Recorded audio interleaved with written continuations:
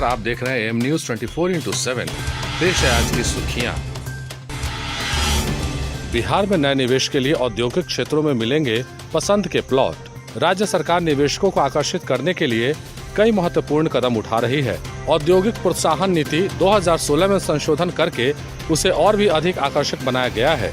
यही निवेशकों की सबसे बड़ी समस्या जमीन की कमी को दूर करने के लिए सरकार ने बियाडा को खाली जमीन प्लॉट निवेशकों को उपलब्ध करवाने का निर्देश दिया है। बियाडा अपने औद्योगिक क्षेत्र में उद्योग के लिए उपलब्ध प्लॉट की जानकारी विज्ञापन के माध्यम से देगा।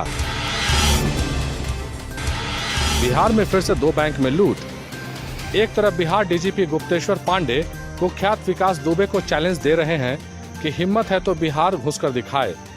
वहीं दूसरी तरफ बिहार में बेखौफ अपराधियों ने बैंक लूट को मजाक बना लिया है। हथियारबंद बेखौफ लुटेरों ने मंगलवार को प्रदेश के 2 बैंकों में डाका डाला। दोनों बैंक से लुटेरे 8 लाख रुपए से ज्यादा कैश लूट कर चलते बने। पहली घटना वैशाली में घटी। यहां स्थित फिनो बैंक से बाइक सवार अपराधियों ने दिन दहाड़े 4 लाख रुपए लूट लिए। वहीं दूसरी घटना बक्सर में घटी।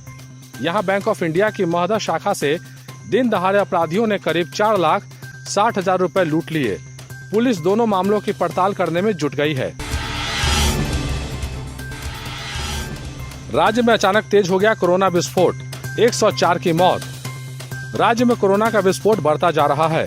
मुख्यमंत्री नीतीश कुमार की भतीजी के साथ ही सीएम हाउस से जुड़े 60 लोग कोरोना पॉजिटिव हैं। अकेले पटना में 1400 के करीब मरीजों की संख्या हो गई है। भागलपुर में कल से फिर 4 दिनों तक लॉकडाउन रहेगा। स्थिति धीमे धीमे भयावह होते जा रही है। मंगलवार को सरकार द्वारा जारी आंकड़ों के आधार पर राज्य के कुल संक्रमितों की संख्या 12,525 है, जिसमें एक्टिव मरीज 3,083 हैं और 9,338 कोरोना संक्रमित मरीज संक्रमण को पराजित करने में सफल रहे हैं। अब हमें और ज्यादा सतर्क रहने की जरूरत है। तेजस्वी ने पूछा, क्या लाशों के ढेर पर होगा विधानसभा चुनाव? नेता प्रतिपक्ष तेजस्वी यादव ने मंगलवार को प्रेस कॉन्फ्रेंस कर राज्य सरकार से पूछा कि क्या बिहार में लाशों के ढेर पर चुनाव होंगे। भयावह कोरोना के कारण हालात तो चुनाव कराने लायक नहीं है। राज्य में एक तरफ डिजिटल रैली शुरू हो गई है, जबकि कोरोना पीड़ितों का ठीक से इलाज तक नहीं हो पा रहा है। आलम यह है कि अब यह सीएम हाउस तक पहुंच गया है। अंदाजा लगाया जा सकता है कि जुलाई महीने में जो हालात हैं, इससे ज्यादा बदतर अगस्त और सितंबर महीने में होने वाले हैं। फिर चुनाव की इतनी जल्दीबाजी क्यों है? क्या नीतीश कुमार को इस बात का डर सता रहा है कि देर होगी तो राष्ट्रपति शासन में चुनाव करवाना पड़ेगा? तेजस्वी ने साफ साफ कहा है कि कोरोना काल में बिहार विधानसभा चुनाव नहीं हो। सही रणनीति से हम होंगे आत्मनिर्भर। आत्मनिर्भर भारत की तरफ हमारे कदम बढ़ गए हैं। स्वदेशी का नारा लोकल फॉर वोकल के साथ तेज होता जा रहा है।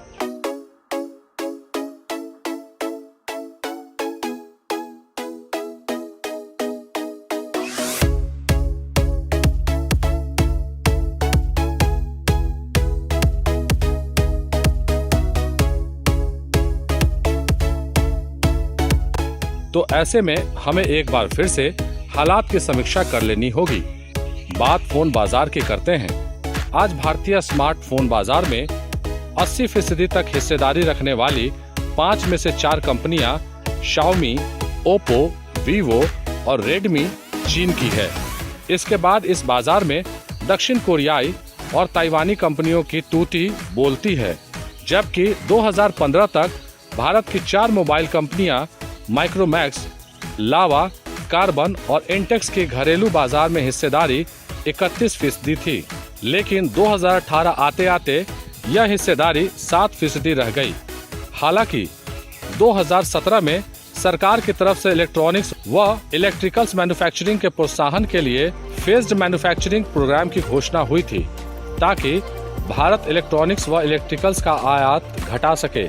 साथ ही मेक इन इंडिया के आने से इस सेक्टर में चीन से भारत का आयात बिल पिछले 2 साल में 28 अरब डॉलर से घटकर 19 अरब डॉलर हो गया। यह बड़ी बात है कि चीन से भारत के इलेक्ट्रॉनिक्स आयात में 9 अरब डॉलर की कमी आई है। लेकिन हांगकांग और वियतनाम जैसे देशों से आयात में बढ़ोतरी दर्ज की गई है, जिस पर भी अंकुश जरूरी है। जब सरकार से लेकर देश की जनता तक चीनी उत्पादों को लेकर सख्त है तो भारतीय कंपनियों का जोश फिर से बढ़ने लगा है। इलेक्ट्रॉनिक्स में आत्मनिर्भरता की राह कठिन है, लेकिन असंभव नहीं। सही रणनीति से ही आत्मनिर्भरता का रास्ता निकलेगा।